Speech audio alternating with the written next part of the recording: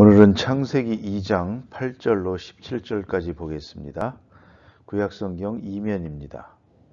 구약성경 창세기 2장 8절로 17절 다같이 한 목소리로 봉독합니다. 여호와 하나님이 동방의 에덴에 동산을 창설하시고 그 지으신 사람을 거기 두시니라. 여호와 하나님이 그 땅에서 보기에 아름답고 먹기에 좋은 나무가 나게 하시니 동산 가운데에는 생명나무와 선악을 알게 하는 나무도 있더라. 강이 에덴에서 흘러나와 동산을 적시고 거기서부터 갈라져 네 근원이 되었으니 첫째의 이름은 비손이라. 금이 있는 하윌라 온 땅을 둘렀으며 그 땅의 금은 순금이요 그곳에는 베델리엄과 호마노도 있으며 둘째 강의 이름은 기혼이라.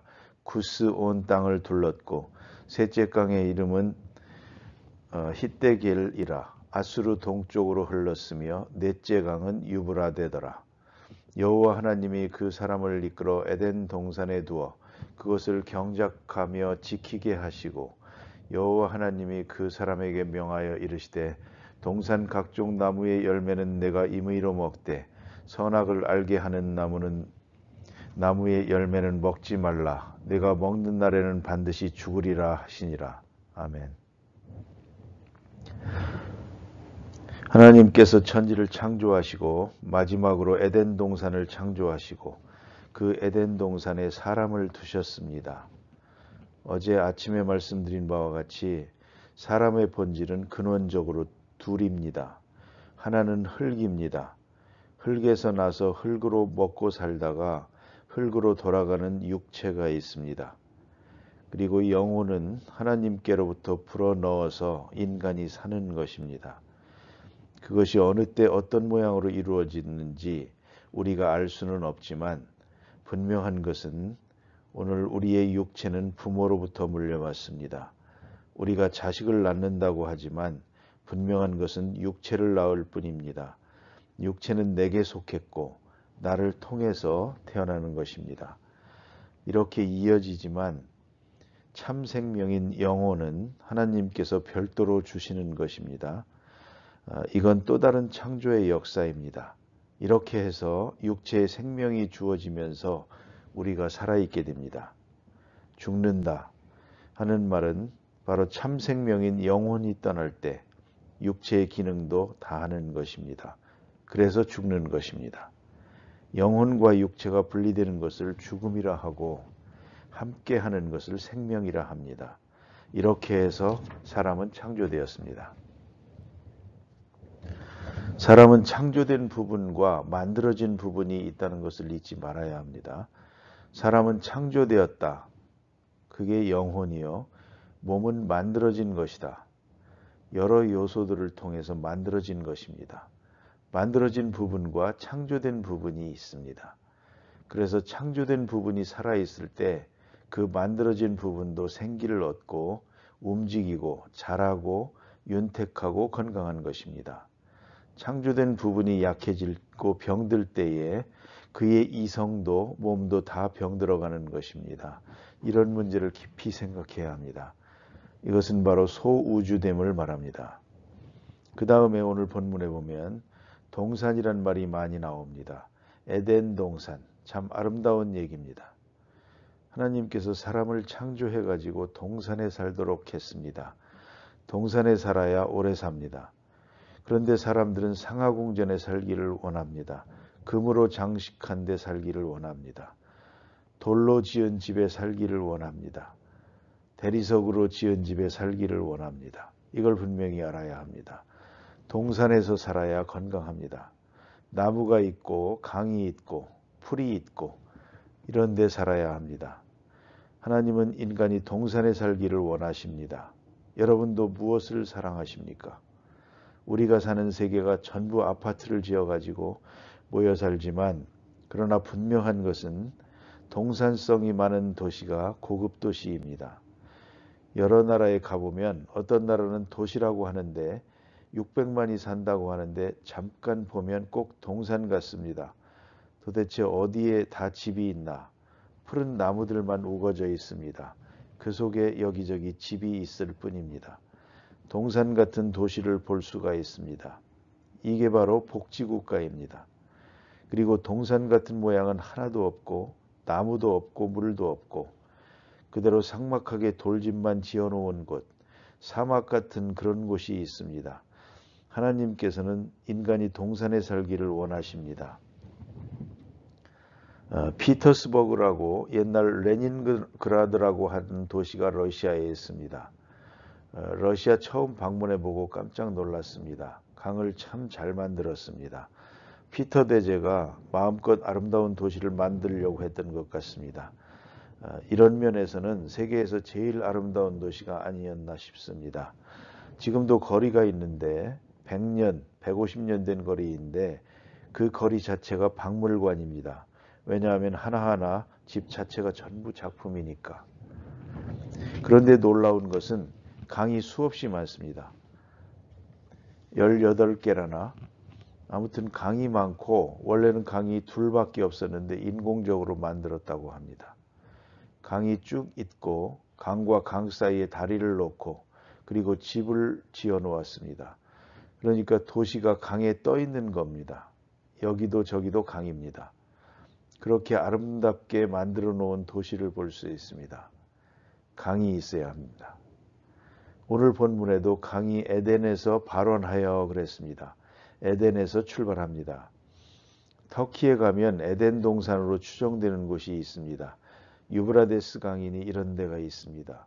강의 발원지를 찾아서 이 근방이 옛날에 에덴 동산이었다. 그렇게 고고학자들이 말하고 있는 곳입니다. 여러 강이 한 군데서 출발해서 나옵니다. 어쨌든 분명한 것은 인간의 문명은 강과 함께 시작이 됩니다. 어디나 강이 있으면 사람이 삽니다. 강이 있으면 나무가 있습니다.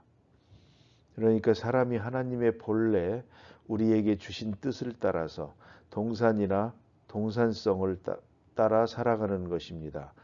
또 동산을 만들고야 살 수가 있습니다. 동산적인 것이 없으면 살 수가 없습니다. 다시 말해서 나무가 있고 강이 있어야 합니다. 물이 있고 나무가 있고 바로 그런 곳에 살기를 원합니다. 이렇게 동산을 좋아하는 사람에게는 하나님의 형상이 보다 더 크게 살아있는 것입니다. 그런데 동산을 싫어합니다. 동산은 상관없고 그저 동굴 속에 살고 사막 속에 살고 이렇게 살아가는 것은 본래의 인간성이 아닙니다. 삭막해집니다. 마음이 각박해집니다.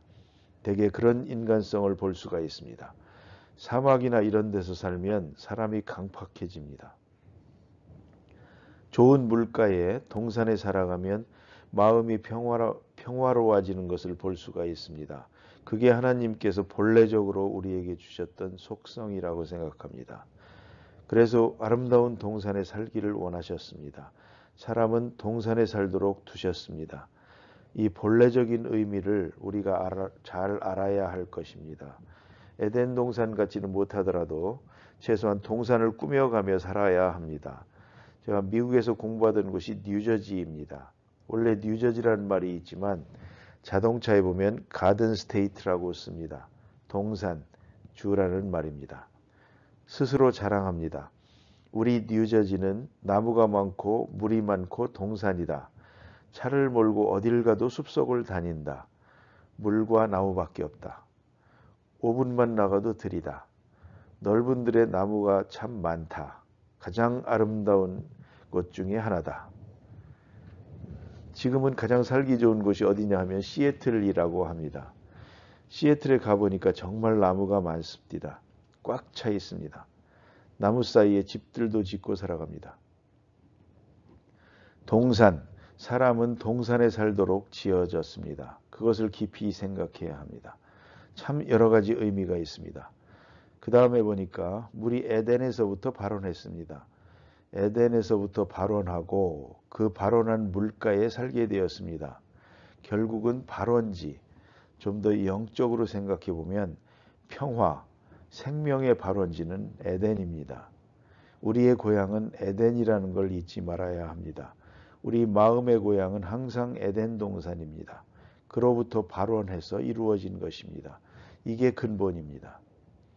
사람이 무엇인지, 사는 게 무엇인지, 생명이 무엇인지, 혹은 평화가 무엇인지, 행복이 무엇인지를 알려면 다시 에덴으로 돌아가야 합니다. 그 다음에 주신 말씀 보니까 15절에 여호와께서 그 사람들을 이끌어 에덴 동산에 두사 거기 살게 하고 그곳을 다스리며 지키게 하시고, 여러 가지 의미가 있습니다. 다스리며 지키고 살게 했습니다. 일거리가 있습니다. 여기도 다스리는 것입니다. 그러니까 질서를 다스려야 하고 보관하는 것입니다. 잘 지켜나가도록 이렇게 일하며 살게 만들었습니다. 이것이 에덴 동산의 아름다움입니다. 에덴 동산하면 아무 일도 하지 않고 벌거벗고 노는 곳인 줄 압니다만 그렇지 않습니다. 에덴 동산에도 일이 있었습니다. 다스리고 지키는 일입니다. 잘 보존하는 일입니다. 하나님의 뜻을 잘 지켜가는 일들을 하면서 그 일 속에서 행복을 얻으며 살도록 두셨습니다. 그런데 오늘 본문에 보니까 특별히 생명나무와 선악을 알게 하는 나무 이렇게 말합니다. 두 가지 나무가 있었습니다. 생명나무. 많은 나무들 중에 그건 자라나고 열매를 맺습니다. 이걸 먹고 살아가게 했습니다. 계속적으로 나고 철철이 나서 계속 살아가도록 이렇게 아름다운 배려를 해 주셨다는 말입니다. 먹으라. 생명나무를 먹고 건강하고 생명을 유지하는 나무이기 때문에 생명나무라 그랬습니다. 이런 나무를 많이 만들어 두시고, 그리고 동산 가운데는 선악을 알게 하는 나무 하나를 두었습니다. 이게 제일 큰 수수께끼입니다. 왜 이것을 두었을까 하는 것입니다. 젊은 사람들이 그렇게 말합니다. 에덴 동산에 있는 그 선악과 금단의 나무를 먹어서 그래서 이렇게 사람은 범죄하게 되었고 쫓겨나게 되었고 동산 밖에 사는 불행한 인간이 되었다 하니까 모두들 생각하기를 담장을 치든가 철망을 치든가 해서 손이 미치지 못하게 했으면 좋았을 것 아닌가. 왜 그걸 꼭 따먹도록 내버려 뒀을까. 개처럼 목을 매가지고 가까이 못 가게 하든지 왜 그걸 따먹도록 내버려 뒀을까. 그런 얘기입니다. 그러나 우리가 알아야 합니다. 바로 이런 문제에서 인간이 무엇이냐를 말해줍니다. 인간은 동물이 아닙니다. 강한 본능에 이끌려 본능으로만 살아가는 동물의 세계가 아닙니다. 우리도 동물처럼 본능은 가졌습니다. 그럼에도 불구하고 본능을 지배하는 이성이 있습니다. 본능 위에 이성이 있습니다. 여기에 음식이 있습니다. 먹고 싶은 마음이 있습니다. 먹고 싶으면 무조건 먹습니다. 그 가운데서도 사람은 이 음식이 내 거냐 먹어도 되는 거냐 안 되는 거냐, 이로울 거냐 해로울 거냐 생각을 합니다. 그 판단하는 이성이 인간됨의 특징입니다. 동물은 그렇게 할 수밖에 없어서 그렇게 합니다. 사람은 불가피한 가운데서도 스스로 판단해서 할 수 있도록 되어 있습니다. 이게 인간입니다. 하나님의 형상을 가진 인간의 특권입니다. 이것이 없으면 인간이 아닙니다. 스스로 선택하고 자유의지를 가졌습니다. 여기에 도덕성이 있고 종교성이 있습니다. 도덕성이란 바로 선택에서 이루어지는 것입니다. 불가피한 일에는 도덕성이 없습니다. 문제는 내 스스로 선택해서 판단해서 이렇게 할 수도 있고 저렇게 할 수도 있습니다. 제가 성경을 보겠습니다. 신명기 30장인데 듣기만 하십시오. 30장 15절입니다. 보라, 오늘날 내가 생명과 복과 사망과 화를 내 앞에 두나니 내가 선택하라, 이렇게 말합니다. 더구나 먹는 날에는 죽으리라를 좀 더 의역하면 무슨 말입니까? 죽고 사는 건 내가 선택하라는 것입니다. 여러분, 오늘도 육체의 건강도 자기가 선택하는 것입니다. 제가 이것을 좀 알고 싶어서 전문가들에게 여러 번 물어봤습니다. 이렇게 말합니다. 75%가 병은 자기가 선택한 결과다. 우리가 뭘 먹느냐 하지만 병은 자기가 만들고 있는 것이다. 나쁜 줄 알면서 먹습니다. 이렇게 하면 건강에 나쁜 줄 알면서 합니다. 제가 죽으려고 하는 것입니다. 이것은 만성 자살 행위라는 걸 알아야 합니다. 당장 죽는 것은 아니지만 천천히 죽어가는 것입니다. 이렇게 하면 죽는 것입니다. 그걸 알면서 그 짓을 하고 있으면 이게 누적돼 가지고 어디 가서 꽝 하고 넘어질 때 누굴 원망할 겁니까? 자기가 선택한 겁니다. 여러분, 요즘 이상하게 새벽 기도에 많이 나옵니다. 한 2, 3천 명 정도 되는데 이렇게 일찍 나오는 것 참 잘하는 것입니다. 1년만 해보시면 알 겁니다. 처음엔 좀 힘듭니다. 그러나 일찍 일어나는 건 아주 좋은 것입니다. 일찍 일어남으로써 모든 문제가 해결되는 것입니다. 그런데 사람이 게을러서 조금만 더 자고 10분만 더 자고 멍청해지는 것입니다. 건강이 아주 나빠집니다. 자기도 압니다. 영 좋지 않은 게 알면서도 반복을 합니다. 저녁에는 일찍 일어나야겠다고 생각했다가 아침에는 조금만 더 그렇게 얼마 동안 살았습니까? 이게 바로 인간의 약점입니다. 먹는 것, 입는 것, 운동하는 것 할 것 없이 모든 것이 인간은 스스로 생명과 사망을 선택하도록 되어 있습니다. 그래서 성경은 말합니다. 먹는 날에는 죽으리라. 이게 무슨 말입니까? 내 죽고 사는 건 내가 선택하라.